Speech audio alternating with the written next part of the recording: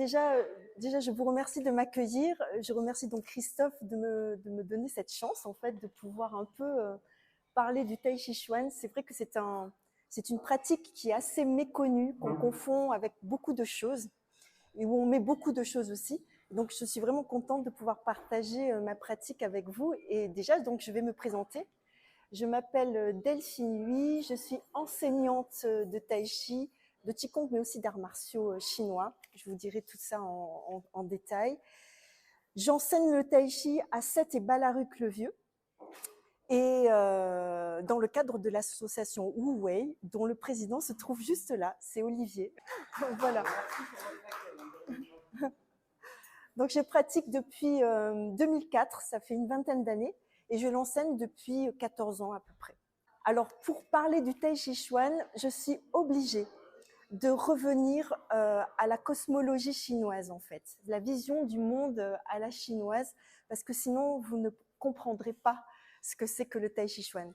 Le Tai Chi Chuan, si on prend la traduction littérale, et ça c'est assez peu connu, c'est la boxe. Donc Tai Chi, c'est le fait suprême, et Chuan, c'est point. Et donc la traduction, c'est la boxe du fait suprême. Alors pour comprendre, il faut revenir vraiment à cette cosmologie chinoise. Dans la vision des Chinois, au tout départ, il y a le Tao. Le Tao, la voie, le chemin, l'être suprême, c'est l'indifférencié, c'est vraiment la source de tout. Et cette source-là engendre le Un. Un, c'est le Wuji. Wuji, Wu, c'est 100, Ji, c'est absolu, c'est l'idée de calme absolu. On le représente souvent sous la forme d'un cercle qui est vide, mais on peut comprendre aussi qu'il est aussi plein. Vide ou plein, c'est exactement en fait la même chose. Ce cercle, cette énergie qui est un, va se mettre en mouvement, et en se mettant en mouvement, ça va créer une polarité.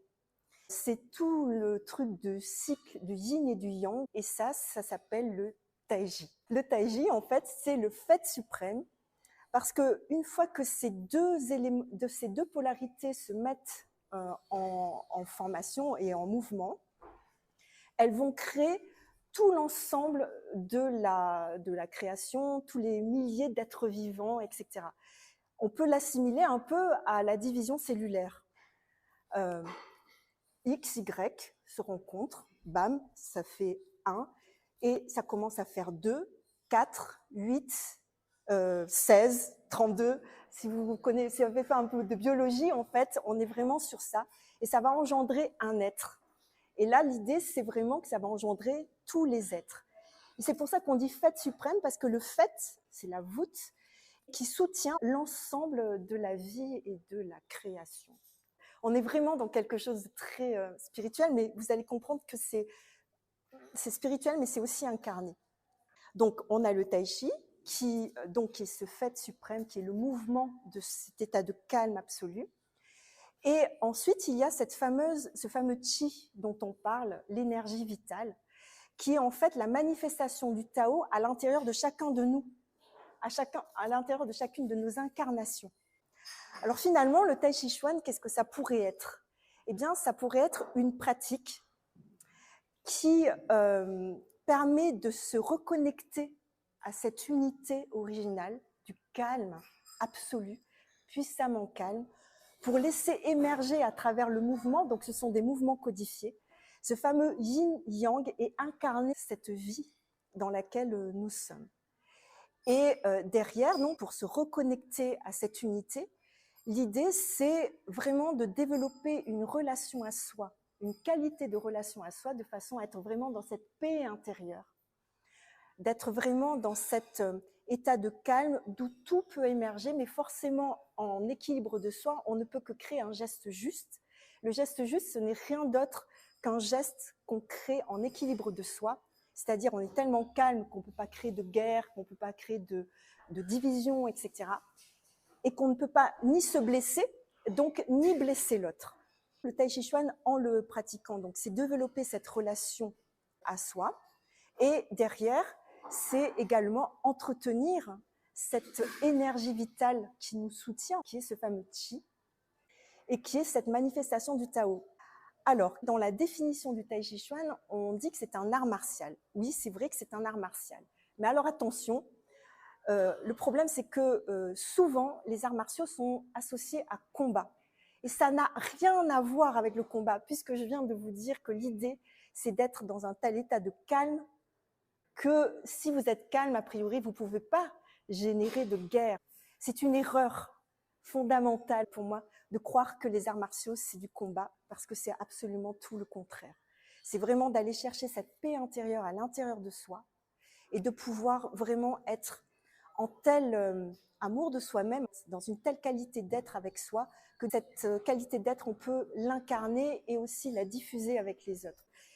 Les arts martiaux, d'ailleurs on dit art martial, c'est vraiment une voie, un chemin vers la connaissance de soi, vers notre origine, hein, voilà, cette paix et ce tout, puisque si on est d'accord que le chi, c'est de l'énergie vitale que l'on incarne chacun dans notre individualité, et que c'est une manifestation du Tao qui est à l'origine de tout, eh bien, quelles que soient nos formes et nos différences, nous sommes tous reliés à ça.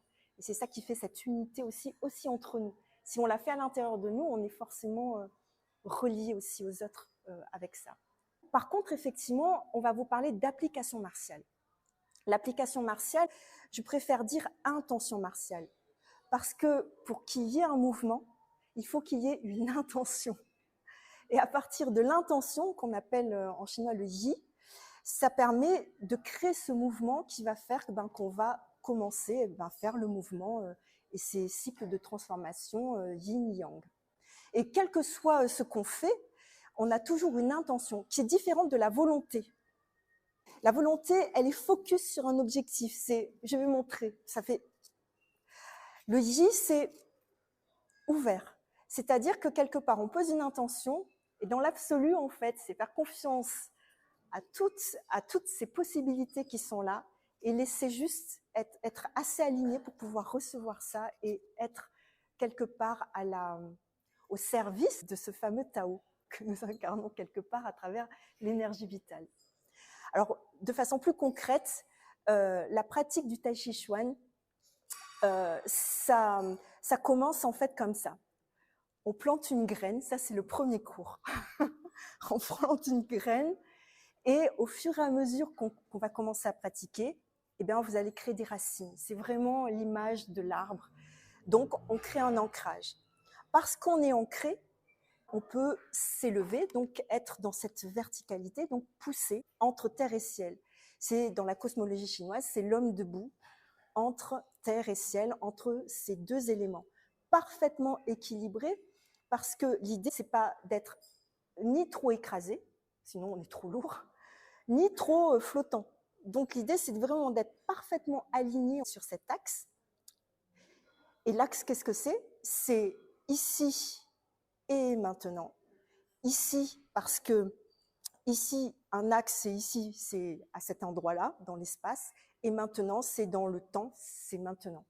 Donc, dès qu'on apprend à incarner cet axe entre terre et ciel, de fait, on est dans cet instant présent. Et à partir de là, on est donc dans cet état de calme.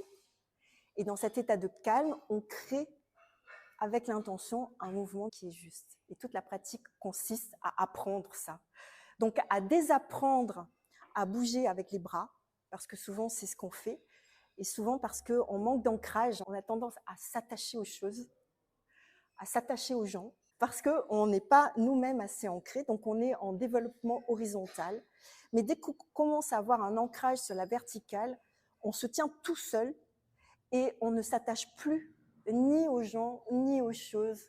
Le plus important étant vraiment d'incarner notre vie à l'intérieur de nous. Alors, c'est toute la différence entre s'agrandir, grossir, et la différence de grandir. Et lorsqu'on est sur cette terre incarnée, la gravité nous invite à nous élever, à sortir de terre et à grandir et à nous élever. C'est vraiment tout l'esprit de cette pratique d'incarner cette verticalité. C'est toujours vertical et après horizontal. Parce que vous êtes vertical, parce que l'arbre a un joli tronc et de belles racines, alors il peut faire de belles branches avec de belles feuilles. Et si vous coupez une branche, ça ne l'empêchera pas de vivre. si vous n'avez pas d'ancrage et que vous commencez à vous attacher à tout un tas de choses, matérielles, les gens, etc., il suffit que ça disparaisse et bam, il n'y a plus personne et vous perdez tous vos repères. Vous voyez, c'est vraiment cette image-là un peu dans la philosophie, mais c'est une philosophie qui est vraiment incarnée, c'est-à-dire que lorsqu'on bouge, la première chose qu'on va faire, c'est qu'on va beaucoup s'appliquer à faire les bras, mais ce qu'on ne comprend pas, c'est que tout vient du sol. Au départ, quand on apprend, on fait ça. D'accord? C'est le premier mouvement. Bam, voilà, on fait un truc comme ça avec les bras. Et là, maintenant, je vais le faire tai chi. Voilà, hop. Ça vient du sol qui nourrit mon mouvement et qui étire comme de la sève qui monte. Et hop, ça descend, la sève qui descend, hop, ça relâche. Et vous voyez mon axe bien droit, parce que j'incarne, alors c'est vivant, les yeux s'étirent en même temps, parce qu'on n'est pas triste d'un seul œil et l'autre est triste aussi. Tout le monde est triste dedans. Quand vous êtes triste, c'est tout le monde qui est triste. Donc si j'étire et que je m'élève, forcément mes yeux aussi ont une intention. Et ça permet donc de faire des mouvements comme ça. Et regardez bien mes pieds, ça bouge comme ça. J'exagère, mais c'est ça. C'est mes pieds d'abord, les racines d'abord, et ensuite les bras. Ça, toujours comme ça, de là à là, et toujours comme ça, dans ce sens-là. Alors, la pratique, alors je fais la différence entre cours et pratique. Prendre des cours, c'est bien. Pratiquer, c'est mieux. Ça dépend juste de ce que vous cherchez. Mais la pratique régulière permet naturellement de développer ces 5 vertus. La discipline, la persévérance, la patience, l'humilité, pas modestie, mais l'humilité en termes de justesse par rapport à soi, et enfin la foi, le cœur, aimer chaque pas que l'on fait dans cet instant présent et qui nous fait grandir. Ces 5 vertus permettent de développer 3 qualités qui sont essentielles à la relation à soi et à l'amour de soi. C'est la maîtrise de soi, la confiance en soi et l'estime de soi. Et ça se fait tout seul, juste parce que vous pratiquez régulièrement. Il n'y a rien à aller chercher, il n'y a pas de truc intellectuel à aller chercher plus loin. Vous pratiquez et vous avancez et vous faites, et vous faites, et vous refaites, etc., etc. Et là, vous vous dites, ah, pratiquer, ça va être peut-être compliqué, c'est l'air dur, etc. Ça, c'est important. Il y a pratiquer et pratiquer. Ici, en France, en Occident, pratiquer, c'est travailler. Discipline, c'est pas drôle, c'est laborieux, c'est rébarbatif, c'est lourd. Donc, du coup, on n'a pas envie de s'imposer une pratique régulière. Or, en vrai, une pratique, c'est d'abord un rendez-vous avec vous. C'est un rendez-vous avec soi-même, c'est un moment privilégié. Et c'est aussi un état d'esprit où forcément, quand vous avez rendez-vous avec vous, et j'espère que vous vous aimez assez pour prendre ce rendez-vous avec vous, normalement, c'est comme avec un ami, vous êtes disponible, ouvert, léger, joyeux. La pratique, c'est quelque chose de ludique, d'amusant et de merveilleusement vivant. Donc, pratiquer, c'est plutôt sympa, c'est-à-dire qu'on joue en vrai. Et lorsqu'on joue, comme quand les enfants, quand on est petit, qu'on incarne le cow-boy ou l'Indien, ils sont vraiment, ou qu'on leur dit, fais le singe, c'est vraiment des singes. Quand ils font le tigre, ils incarnent vraiment le tigre. Parce que lorsqu'on joue, on incarne. Et je ne sais pas si vous avez vu, mais dès qu'on incarne, vous avez l'axe. Vous n'avez même pas à chercher à travailler l'axe. De fait, vous l'avez. Quand vous voyez un joli coucher de soleil et que vous faites « Waouh », vous avez l'axe. Vous êtes là. Vous êtes vraiment dans cet ici et maintenant. Et tout le truc de la pratique, c'est ça, c'est ce rendez-vous avec vous-même pour juste vous émerveiller de vous-même et d'apprendre à travers ça. Et lorsqu'on apprend en jouant, on apprend vraiment bien et puis c'est toujours agréable de se retrouver à un moment donné et chaque jour. Alors, je ne vous dis pas, on est quand même des êtres humains, et moi la première. Il y a des fois, dans ma pratique, j'étais tellement focalisée sur un résultat que des fois, j'avais envie juste de jeter mes pieds, mes mains, mais bon, on ne peut pas le faire, voilà. Mais il y a quand même le cœur la foi qui fait qu'on a envie d'avancer dans une pratique, en tout cas pour moi, qui, quand je l'ai découvert, c'était vraiment mon truc. Et j'ai vraiment eu envie d'avancer là-dedans. Et il y a toujours eu, je crois, l'amour de cette pratique. Et derrière, qui m'a appris, moi, à être mieux avec moi-même. Donc, qu'est-ce que m'a apporté la pratique d'une façon plus concrète et spécifique? Par exemple, quand quand j'ai traversé des périodes un peu difficiles, où on est ces périodes de transition, de changement, où on est souvent confus, dans le doute, où on se questionne énormément, où on manque de visibilité, eh bien la pratique, elle m'a permis de rester ancrée, de garder la tête assez claire, d'accepter aussi les moments de doute, de confusion, mais en restant dans cet instant présent, de façon à pouvoir aussi être ouverte aux opportunités. Et elle m'a permis aussi de rester assez calme pour pouvoir être en capacité de pouvoir choisir ce qui me convient le mieux. Alors après, voilà, hein, je ne dis pas que c'est parfait, mais je vois bien que par rapport à d'autres personnes, voilà, je me sens vraiment plus ancrée, moins agitée au niveau émotionnel, quelque chose qui est assez maîtrisé et qui me permet de prendre du recul tout simplement sur une situation. Voilà, qu'est-ce que c'est rapidement que le Tai Chi Chuan. C'est assez complexe finalement à expliquer. Là, je vous l'explique du haut de mon chemin. Il est clair que quand j'ai commencé, c'était pas tout à fait ça, et j'imagine que ça va encore évoluer. Mais c'est ça que je trouve assez passionnant, c'est que c'est une pratique vivante. Toutes les pratiques sont vivantes. Mon enseignement aussi est de fait vivant. Je crois qu'il change tout le temps. J'ai toujours une idée, une nouvelle chose, et que mes élèves, enfin, je suis l'élève de mes élèves aussi, parce que à chaque fois, d'expliquer, ça permet de clarifier des choses, mais aussi de pouvoir grandir à travers leurs différents regards, puisque à chaque question que quelqu'un pose, c'est tellement spécifique à la personne que du coup, elle me permet de pouvoir aborder la pratique d'une autre façon et de pouvoir expliquer aussi d'une autre façon. C'est ça que j'aime, c'est que c'est tellement vivant, c'est tellement extraordinaire, et ça ouvre à tellement de belles choses, et surtout en soi. Voilà, et eh bien, je crois que j'ai à peu près tout dit pour cette petite conférence. Donc, qu'est-ce que c'est que le Tai Chi? Oui, pour pratiquer le Tai Chi Chuan, il faut absolument faire abstraction de tout ce qui est autour de nous. C'est une école de la vie, oui, où on ne tient pas compte du regard des autres. Le premier challenge, le premier challenge quand vous commencez le Tai Chi Chuan, c'est votre mental. Votre mental.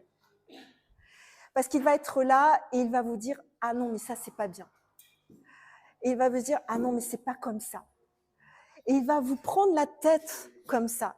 Et tout le truc, en tout cas dès le départ, ça va être de vous aider à ne pas être au service de votre mental, mais c'est que le mental se mette à votre service. La pratique doit être plus efficace, plus on est âgé, plus elle doit être efficace. Parce qu'on a atteint la... Normalement. Il y a une limite d'âge pour commencer. Non, il n'y a pas de limite d'âge. Non, non, non. Non, non, non. Une particulière pour pratiquer. Non, non, vous venez en jogging, chaussures plutôt plates. Ouais, voilà, c'est vraiment tranquille. La tenue a quelque chose de très particulier. C'est-à-dire que quand vous mettez la tenue, vous rentrez dans quelque chose. Lorsqu'on commence la forme, il y a un salut. C'est comme si, moi j'appelle ça, c'est comme quand vous rentrez chez vous, vous fermez la porte. Là, il y a un truc qui se passe. Vous commencez à mettre vos chaussons. Et là, vous êtes dans un état d'être complètement différent. Et quand vous rentrez, c'est comme si vous rentrez dans votre jardin intérieur, donc c'est dedans. Et le mouvement va vous permettre de voyager à l'intérieur de ce jardin et de découvrir des choses, et en l'occurrence soi. Voilà, c'est vraiment une rencontre avec soi qui est magique, parce que il y a de l'émerveillement. Voilà. On n'a pas le même niveau. Oui, effectivement. Je fais des ateliers. Je fais atelier débutant, atelier moyen, atelier avancé, mais je fais pas des groupes de niveau. Pourquoi? Parce que pour le lien, parce que je pense qu'il est important que chacun puisse s'entraider, que chacun puisse expliquer aussi ce qu'il sait à l'autre. C'est une façon aussi, c'est un peu l'engrenage de s'entraîner. Ouais, voilà. Le lien pour moi à l'intérieur de mon cours est extrêmement important parce que ça serait pas cohérent avec tout ce que je viens de vous dire. Mais bon, au-delà de ça, c'est l'association, c'est vraiment important ce lien-là. On fait pas que du tai chi, c'est aussi des moments de convivialité justement pour créer du lien et aller bien au-delà de juste entre guillemets consommer un cours. Voilà, c'est des fois ça qui est des fois embêtant, c'est de pas faire un cours, je viens, je consomme, je pars. C'est vraiment de créer du lien et que les gens puissent vraiment se soutenir, s'entraider. Quand on s'inscrit, c'est un abonnement, ça marche? C'est un abonnement, alors ça marche forfait annuel et ensuite forfait 10 cours. Pourquoi le forfait annuel? C'est tout simple. C'est que, comme je vous l'ai dit, pour moi, j'ai à cœur que les gens pratiquent et s'engagent par rapport aux cours aussi. Donc, le forfait annuel, c'est pour permettre aux gens de s'engager. Là, alors, vous avez un peu le scoop. Je viens juste de finir un programme de pratique quotidienne en ligne sur 4 mois pour justement partager ce que le tai chi, pour moi, m'aide à faire lorsque j'étais dans les creux. Il s'agit juste de donner un élan à des personnes, donner une structure qui leur permet, à partir de là, peut-être de pouvoir être mieux, ou en tout cas de savoir qu'elles bénéficient d'une pratique simple, ludique, pour ce rendez-vous avec soi, parce que finalement, dans cette vie, nous pouvons compter surtout sur nous-mêmes. Sinon, qui d'autre pourrait faire ça à notre place? Notre énergie, notre corps est au service de ça pour après être assez en énergie. C'est comme lorsqu'on fait les cours de secourisme, on dit toujours que le secouriste doit d'abord se mettre en sécurité avant de pouvoir aller sauver les autres. Eh bien, c'est exactement la même chose pour toutes les pratiques. C'est d'abord avoir une bonne énergie. Et quand vous avez une bonne énergie, alors vous pouvez aller vers les autres. Eh ben, j'espère bien. Et donc, on a des accessoires. Voilà, donc par exemple, il y a l'éventail. L'éventail, j'aime bien parce que ça fait du bruit. Attention. L'éventail, voilà. Si je faisais juste avec mon bras, ça ferait ça. D'accord? Là, je vais le faire avec mon corps. Et ça me demande aucune force. C'est... Et vous remarquez l'unité. Ça bouge toujours. Regardez bien, ne vous laissez pas avoir par les bras. Regardez bien les racines et le tronc. Donc l'axe, ça fait ça. Et là, je nourris à partir des pieds, c'est-à-dire je m'appuie sur la terre pour pouvoir me redresser. Si je fais pas ça, mon mouvement n'est pas nourri. Je vais le faire comme ça, c'est pas nourri. Là, regardez, si je... Voyez? Mais si je fais ça, ça marche pas. C'est horizontal. Mais si je fais hey, voyez? De suite, ça marche. Et ça donne une force incroyable. C'est un peu comme quand il y a quelqu'un en face de vous et et vous montrez du doigt juste derrière lui. Hey, t'as vu? Ça donne une force de malade. Comme quand on prend une vitre et qu'on l'a pas vue. Voyez? Mais si vous focalisez sur la personne, il n'y a pas de force. Vous y allez aux muscles, c'est beau. Alors que quand vous y allez les yeux ouverts et que vous faites waouh, et ben là il y a un truc. Faites-le d'ailleurs. Vous n'êtes pas obligé de me croire. Il faut toujours faire les expériences. Faites waouh, faites-le et voyez comment ça libère. N'hésitez pas, hein. Il n'y a personne à part nous. Waouh, sentez. Et maintenant faites waouh. Et tout est serré, tout se tend. Et si vous voulez pousser une porte, vous allez comme ça. Alors que si vous poussez une porte comme ça, waouh, c'est le souffle. Parce que dans le tai chi chuan, dans le qigong aussi, ce qui porte, on est souvent sur la matière. Or la matière, c'est 1%, c'est rien en fait. C'est l'espace entre la matière, c'est 99,9%, 999% de vide. Ce qu'il faut comprendre, à défaut de le pratiquer encore, hein, à un moment donné, c'est pas le corps qui fait le mouvement, c'est le souffle qui porte le mouvement. C'est ça qui est intéressant. Et là, quand je fais ça, c'est mon souffle qui porte le mouvement. Là, je fais un mouvement. Là, je suis le mouvement. Être le mouvement. C'est la différence. Il y a soit je fais le mouvement, donc lorsqu'on joue, on est le mouvement parce qu'on l'incarne. Mais si on apprend de façon laborieuse, on fait un mouvement. Ça n'a rien à voir. Vous voyez ce que je veux dire? Faire un mouvement et être le mouvement, ça n'a absolument rien à voir. Donc c'est faire ou incarner. Être vivant ou être à côté de ses pompes, c'est un peu la même chose. Merci à vous.